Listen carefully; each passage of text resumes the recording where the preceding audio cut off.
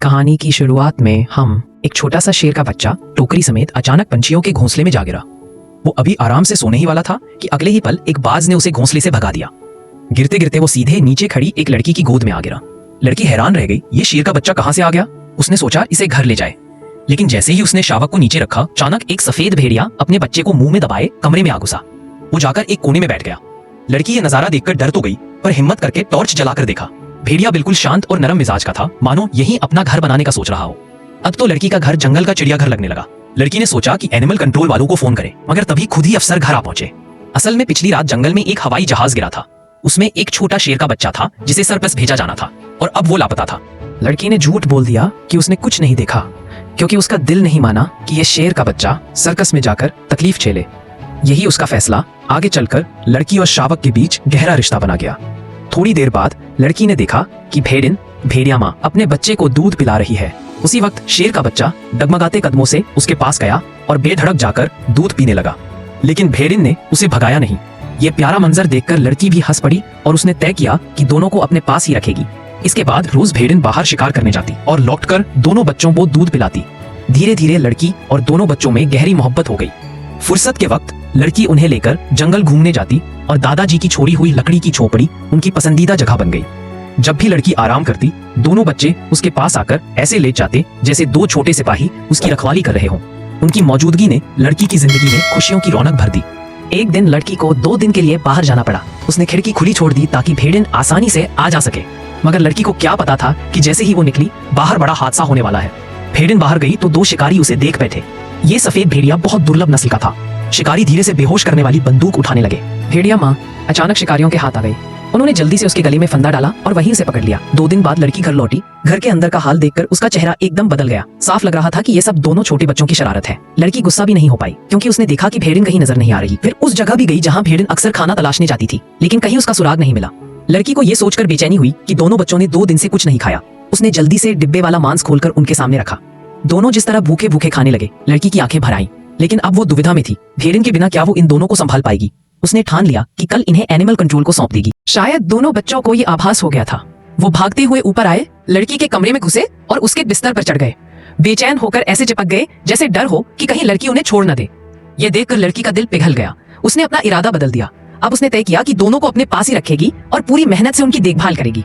फुर्सत में वो उन्हें मैदान में खेलने ले जाती। दोनों अब भी शरारती थे, लेकिन लड़की कभी नाराज नहीं होती, बल्कि कभी कभी उन्हें पियानो भी सुनाती।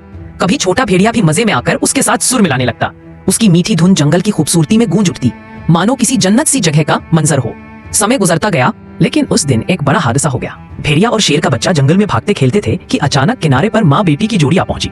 दोनों जानवर मजाक मजाक में उधर दौड़ पड़े। लड़की एमा ने यह मंजर देखा तो उसे बुरा अंदेशा हुआ। वो उन्हें रोकने दौड़ी, मगर पैर एक पत्थर से टकराया और उसका सिर पत्थर पर लगते ही वो बेहोश होकर गिर पड़ी। छोटा भेड़िया घबराकर तुरंत एमा के पास आया और उसे जगाने की कोशिश की, लेकिन कोई असर नहीं हुआ। शेर का बच्चा भी आकर उसके पास बैठ गया। जब लड़की ने कोई हरकत न की तो दोनों जानवर आसमान की तरफ रोने लगे, मानो इंसानों से मदद मांग रहे हों। मगर उस वीरान टापू पर कोई इंसान ही नहीं था। आधी रात तक दोनों वहीं बैठे रहे। ठंडी रात थी, इसलिए दोनों एमा के पास सटकर उसे गर्मी देने लगे। यूं ही दोनों ने पूरी रात उसकी रखवाली की। सुबह होते ही वॉकी टॉकी से नाना की आवाज आई। दरअसल उन्होंने एमा से वादा लिया था कि रोज हाल चाल बताएगी, लेकिन आज कई बार बुलाने पर भी कोई जवाब न मिला। नाना का दिल बैठ गया और वो तुरंत नाव लेकर टापू की ओर चल दिए। घर पहुंचे तो एमा कहीं न मिली। घबराकर उन्होंने पूरे टापू का चक्कर लगाया। तभी छोटे भेड़िए मोजार्ट ने जोर से हुआक मारी। नाना उधर भागे और देखा कि एमा जमीन पर पड़ी है, मगर उसके आसपास भेड़िया और शेर खड़े थे, इसलिए वो पास जाने से डर गए।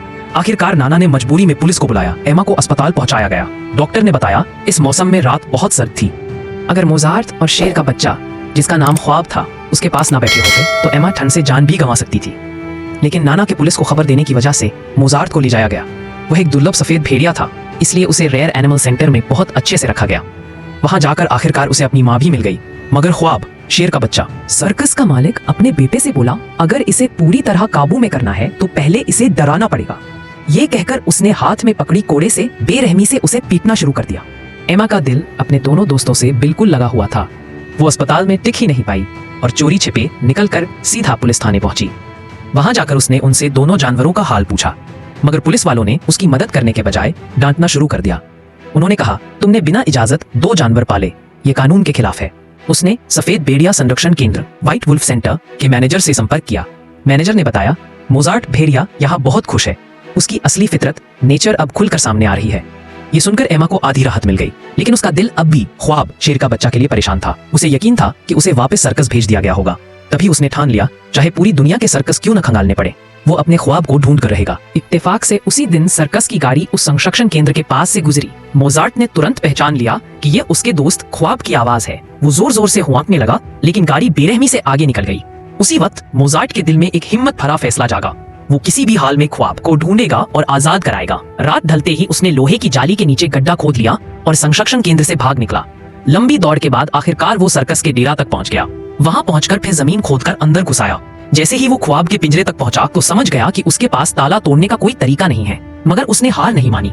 पास से एक लकड़ी की टहनी उठाई और उससे पिंजरे को खोलने की कोशिश करने लगा। ख्वाब ने ये देखा तो वो भी उठ खड़ा हुआ और पूरी ताकत से मदद करने लगा, लेकिन नाजुक लकड़ी की टहनी ज्यादा देर साथ न दे सकी। थोड़ी ही देर में चटाक से टूट गई। उसकी आवाज सुनकर सर्कस का मालिक, दल का प्रधान, वहीं आ पहुंचा। उसने देखा कि ख्वाब बेकाबू होकर पिंजरे में उछल कूद कर रहा है। उसे शक हुआ और वो दरवाजा खोलकर अंदर झांकने आया। तभी अचानक मोजार्ट भेड़िया बिजली सी तेजी से बाहर कूदा। उसने मालिक को जमीन पर गिरा दिया और ख्वाब को लेकर भाग निकला। लंबे अरसे बाद दोनों दोस्तों की मुलाकात हुई थी। दोनों खुशी से एक दूसरे के साथ कूदने खेलने लगे, मगर उन्हें पता था कि अब असली काम घर वापसी है। तो दोनों ने जंगल में बची कुची गंध को पहचानते हुए रास्ता पकड़ लिया। चलते चलते जब भूख लगी तो पास ही के एक सुपरमार्केट में चोरी छिपे घुस गए और वहां खुलकर मुफ्त का बुफे खाने लगे। लेकिन ज्यादा देर उनकी मस्ती छिपी न रह सकी। सुपरमार्केट का सिक्योरिटी गार्ड शोर सुनते ही दौड़ पड़ा। सुपरमार्केट का सिक्योरिटी गार्ड डर के मारे सीधे कंट्रोल रूम गार्ड रूम में जा घुसा और तुरंत पुलिस को फोन कर दिया। मगर तब तक मोजार्ट और ख्वाब वहां से काफी दूर निकल चुके थे। उधर एमा को भी संरक्षण केंद्र के मैनेजर से ये खबर मिली कि मोजार्ट भाग गया है और वो अपने दोस्त ख्वाब को ढूंढ रहा है। मैनेजर ने एमा से मदद मांगी, क्योंकि मोजार्ट के गले में लोकेशन वाला कॉलर था। उसकी वजह से उनका पता लगाना मुश्किल नहीं था। अब पूरा शहर की पुलिस दोनों को पकड़ने के लिए छानबीन कर रही थी। साथ ही सर्कस का मालिक भी बंदूक लेकर जंगल में घुस आया। थोड़ी देर में उसने देखा कि ख्वाब नदी किनारे पानी पी रहा है। उसने बंदूक उठाकर निशाना साधा, लेकिन उसी पल मोजार्ट बिजली सी तेजी से उस पर झपटा। गोली चलने से पहले ही मालिक जमीन पर गिर पड़ा, मगर उसी वक्त मोजार्ट पर बेहोशी वाला तीर ट्रैंक्विलाइजर लग गया। डॉक्टरों का कहना था कि ख्वाब के लिए तय की गई दवा का असर मोजार्ट पर जानलेवा हो सकता है। इसलिए मुसीबत से बचने के लिए सर्कस मालिक ने अपने बेटे से कहा, जल्दी से इसका कॉलर निकालो और फेंक दो। मगर बेटे का दिल पिघल गया। उसने चालाकी से कॉलर फेंकने के बजाय उसे अपनी जेब में छुपा लिया। उनके चले जाने के बाद ख्वाब अपने दोस्त मोजार्ट के पास लौटा। इधर संरक्षण केंद्र का मैनेजर और एमा कॉलर की लोकेशन देखते देखते सर्कस मलिक तक पहुंचे। उन्होंने पूछा, भेड़िया कहाँ है? मगर मलिक साफ मुकर गया और बोला, ये तो हमें सड़क किनारे मिला था और कुछ नहीं पता। एमा और मैनेजर जैसे ही वहां से निकले, मलिक का बेटा बहाना बनाकर बाथरूम गया और रास्ते में उन्हें रोक लिया। वो दोनों को उस जगह ले गया जहां पहले मोजार्ट पर हमला हुआ था, मगर वहां मोजार्ट कहीं दिखाई नहीं दिया। ये देखकर एमा का दिल घबरा गया। अब जरूरी था कि पुलिस से पहले एमा अपने दोस्तों को ढूंढ ले। लड़के ने उसे याद दिलाया, ये दोनों बचपन से तुम्हारी पियानो की धुन पहचानते हैं। अगर तुम वही धुन बजाओगी तो जरूर तुम्हें ढूंढते हुए आ जाएंगे। एमा को ये बात सुनकर तुरंत एक आइडिया आया। उसने गाड़ी निकाली और जंगल की सड़कों पर गोल गोल चक्कर लगाने लगी। कार में उसका पियानो बजता रहा, वही धुन जो भेड़िया और शेर हमेशा सुनकर खुश होते थे। जैसा सोचा था वैसा ही हुआ। कुछ ही देर में ख्वाब, शेर का बच्चा, सड़क किनारे खड़ा मिल गया। उसने एमा को पहचान लिया और इंतजार करने लगा। एमा खुशी से मुस्कुराई ही थी कि अचानक उसे अजीब लगा, क्योंकि मोजार्ट भेड़िया वहां नहीं था। उसके मन में डर समा गया और उसने फौरन शेर के पीछे पीछे जंगल का रास्ता पकड़ लिया। थोड़ी दूर जाकर शेर उसे एक पुरानी टूटी फूटी लकड़ी की झोपड़ी तक ले गया। अंदर झांक कर देखा तो वाकई मोजार्ट वहीं पड़ा था। जिंदा देखकर एमा की आंखों में खुशी के आंसू आ गए। मोजार्ट ने जैसे ही एमा को देखा, उसमें भी जान सी आ गई। वो उठकर एमा के पास आया और उसके चेहरे को प्यार से चाटने लगा। इसी बीच पुलिस भी पहुंच गई। भारी हथियारों से लैस स्पेशल फोर्स झोपड़ी को चारों तरफ से घेर चुकी थी। वो अंदर घुसे, मगर वहां कोई न मिला। असल में एमा पहले ही गुप्त सुरंग से होकर पास की नदी तक पहुंच गई थी। अब बस जरूरत थी नदी पार करने की, उसके बाद सब आजाद हो जाते। मगर तभी मुसीबत आ गई। अचानक शेर बहुत बेचैन और गुस्सैल हो उठा। उसे खतरे का आभास हो चुका था।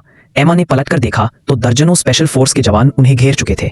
उसी वक्त शेर ने एमा और भेड़िए की तरफ इशारा किया, तुम दोनों निकल जाओ, मैं पीछे रहकर तुम्हारी हिफाजत करूंगा। उसकी आंखों में साफ लिखा था कि चाहे अपनी जान क्यों न चली जाए, वो एमा और अपने भाई जैसे दोस्त की सुरक्षा जरूर करेगा। उसने पीछे मुड़कर नहीं देखा और पूरे हौसले के साथ घने जंगल की ओर बढ़ गया। वक्त बहुत कम था। एमा ज्यादा सोच भी नहीं पाई और छोटे भेड़िए मोजार्ट को लेकर नदी में उतर गई। पानी ठंडा था, लेकिन उसने पूरी ताकत से तैरना शुरू किया। मगर तभी उसके कानों में पीछे से गोलियों की आवाज गूंज उठी। एमा का दिल जैसे चीर दिया गया हो। आंखों में आंसू भर आए और भीतर से गहरा इल्जाम महसूस हुआ। काश मैं उसे छोड़कर न आती, लेकिन अब वक्त नहीं था। उसने खुद को संभाला और सोचा, मुझे कम से कम मोजार्ट की हिफाजत करनी ही होगी। आखिरकार उसने छोटे भेड़िए को नदी पार सुरक्षित किनारे पर पहुंचा दिया। जैसे ही उसके पैर जमीन पर पड़े, एमा अब और नहीं रोक पाई। वो टूटकर रो पड़ी, मानो किसी बहुत करीबी को खो दिया हो। तभी अचानक पीछे झाड़ियों में से सरसराहट की आवाज आई। मोजार्ट भी सतर्क हो गया और गरजने लगा। घास के पीछे से किसी खतरनाक साए का एहसास हो रहा था। एमा ने डरते डरते नजरें उठाईं और उसी पल झाड़ियों से धीरे धीरे ख्वाब बाहर निकला। जख्मी तो था मगर अभी भी सीना ताने खड़ा था। और इसी के साथ कहानी खत्म होती है। अगर वीडियो पसंद आए हो तो लाइक और सब्सक्राइब करना ना भूलिएगा। मिलते हैं अगली वीडियो में।